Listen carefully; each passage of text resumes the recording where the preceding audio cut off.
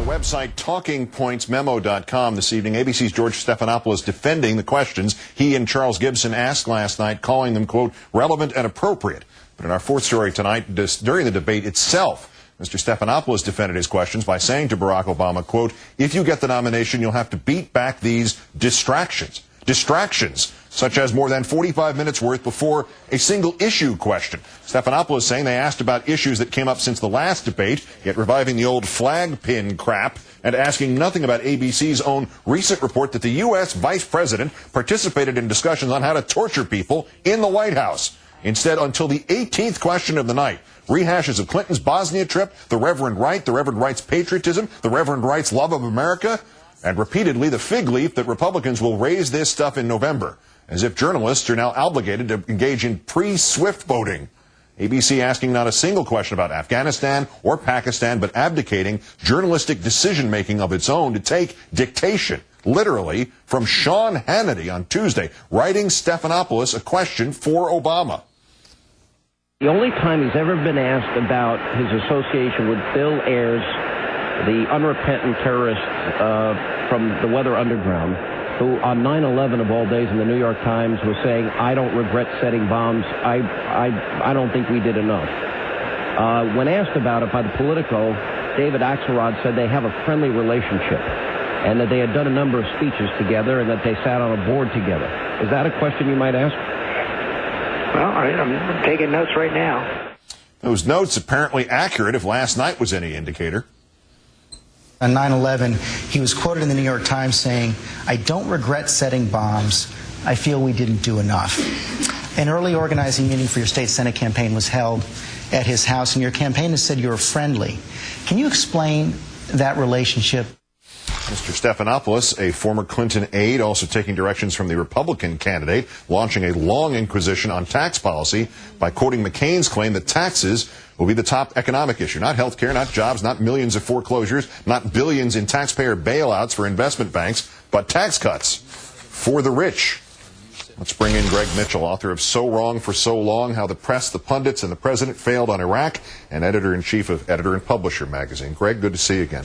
Thanks to be here. From the journalistic standpoint view, this actually was, no joke, the worst presidential debate in television history, do you think? Well, I've been following them since 1960, so it covers a long range of debates, some of them quite wild and wacky, as you know yourself. But certainly in terms of the hit that the media is taking on this, and specifically ABC, but I think it makes the media at large look bad, because this was a key debate. It was on the eve of an extremely important primary. It was in prime time. It was on one of the major networks, so you had millions of people looking in at a key moment, and I think that's why it's viewed so badly today. And I think, I think last night at about 8:30, that thump you heard from coast to coast was 50,000 shoes hitting TV screens. So I think we're really seeing that today.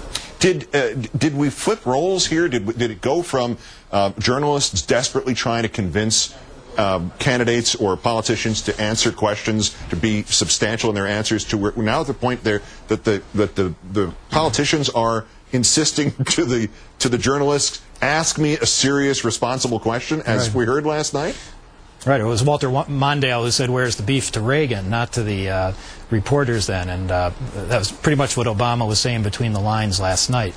Listen, I think it was probably the pressure ABC felt for ratings, to outdo the other networks, to get those gotcha moments at the outset of the debate. I think there were good questions in the second half of the debate. I don't know how many people stuck around for them.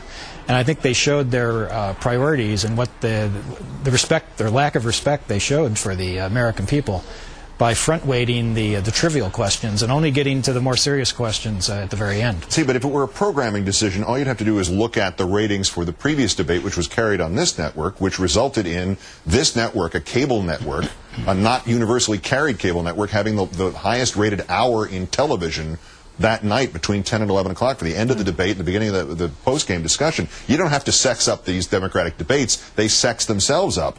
But this brings up the question, what was the George Stephanopoulos role in this thing? Was it to gain ratings, or was it something else? Because he relied on Sean Hannity's journalistic judgment, which just sounds like a bad thing to begin with, even if you're asking how's the weather. And the second thing, why did nobody ask until after this debate, senior advisor to President Clinton in his first term, co-moderator of a debate involving Senator Clinton, is that not just the appearance of a conflict of interest? Is that not enough of one for him to needed to have said last night, I got to recuse myself, I can't be part of a debate involving my ex-boss's wife while she's running for president? Well, I know he's tried to set himself up as an independent journalist, so that would have been difficult. But certainly the worst thing he could possibly do is take dictation from Sean Hannity. I expected a question to Obama of whether he had anything to do with the Vince Foster murder. I mean, it was that bad. So I think, if George had set out to distance himself from any even appearance of favoritism towards Clinton, that was the exact worst thing he could have done. Last point, Charles Gibson, for whom I have great respect as a viewer and somebody who knows him just a little bit. The capital gains tax now at a whopping 15%. This was covered in depth, but what we got, and oh, by the way, what are you going to do about the price of gas? Basically, as the candidates are putting on their coats and leaving the building. Yeah, well, you remember the Republican debate in New Hampshire that Charles also was a host at, ended with him making a statement that professors at the small school were surely making over $100,000, which produced hoots from the audience. So from the professors. So it's happened twice now. Two times he has drawn hoots or boos from the audience. So I think maybe they should chain him to the anchor desk and not take their chances with that anymore. Yeah, it's a tough assignment. I know from my one limited experience that I'll never get to repeat again, but it's not that tough. Greg Mitchell of Editor and Publisher magazine, as always, great thanks. Thank you, Keith.